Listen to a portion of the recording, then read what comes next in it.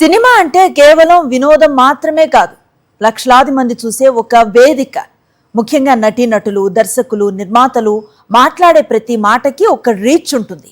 Public platforms పై మాట్లాడే భాష విషయంలోనూ కొంత బాధ్యత ఉంటుంది. కానీ ఇటీవల సినిమా ప్రమోషన్స్ లో హద్దులను దాటేస్తున్నారు సినీ తారలు. ఎంతో అనుభవం ఉండి ఏళ్లకి ఏళ్లు పరిశ్రమలో ఉన్న సీనియర్సే సినిమా వేదికపైకి వచ్చి బూతులు అందుకుంటూ ఉండటంపై పెద్ద ఎత్తున విమర్శలు వస్తున్నాయి. ఇరుముడి పేరుతో సినిమా మూవీ నేపథ్యం అయ్యప్ప దీక్ష. ఉన్న 3 పాటల్లో 2 పాటలు భక్తి పాటలే. ఈ దశలో ఇరుముడి ఈవెంట్ అంటే ఎలా సాగాలి? ఎంతో భక్తి శ్రద్ధలతో సాగాలి.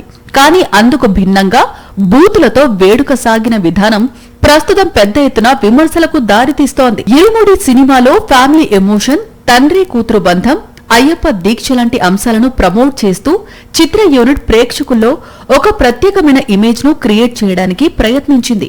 అదే సమయంలో ప్రీ రిలీజ్ ఈవెంట్ లో చైల్డ్ ఆర్టిస్ట్ పై రవితేజ చేసిన కామెంట్స్, ఒక ముద్దు పేరు పెట్టమని బేబీ నక్షత్ర రిక్వెస్ట్ చేయగా రవితేజ స్పందించిన విధానం చాలా దారుణంగా ఉందని, ఇలాంటి వ్యాఖ్యలు మాస్ రాజా దగ్గర నుంచి ఊహించలేదని పరిశ్రమ వర్గాల నుంచే వ్యతిరేకత వస్తోంది. మరోవైపు సీనియర్ నటుడు అజయ్ ఘోష్ రవితేజ గురించి మాట్లాడుతున్న సమయంలో ఉత్సాహంలో బూతు పదాన్ని ఉపయోగించాడు. రవితేజ కూడా దానిపై స్పందించినా సోషల్ మీడియాలో మాత్రం ఆ కొన్ని సెకండ్ల క్లిప్ వైరల్ గా మారింది. సినిమాలు చేస్తా, పని కల్పిస్తా, ఆర్టిస్టులు గాని టెక్నీషియన్స్ గాని చేసే ఒక్క హీరో కూడా ఉన్నాడంటే రవితేజనే. కాదంటారా? హిట్టు ఫట్టు తీసా ఇవన్నీ అనవసరం. తెలిసినా పని ఇండస్ట్రీ కొన్ని వేల మంది, కొన్ని వందల కుటుంబాలు, కార్మికులు, టెక్నీషియన్స్, అసిస్టెంట్ డైరెక్టర్లు, మొత్తం 24 క్రాఫ్ట్లు ఉన్నారు.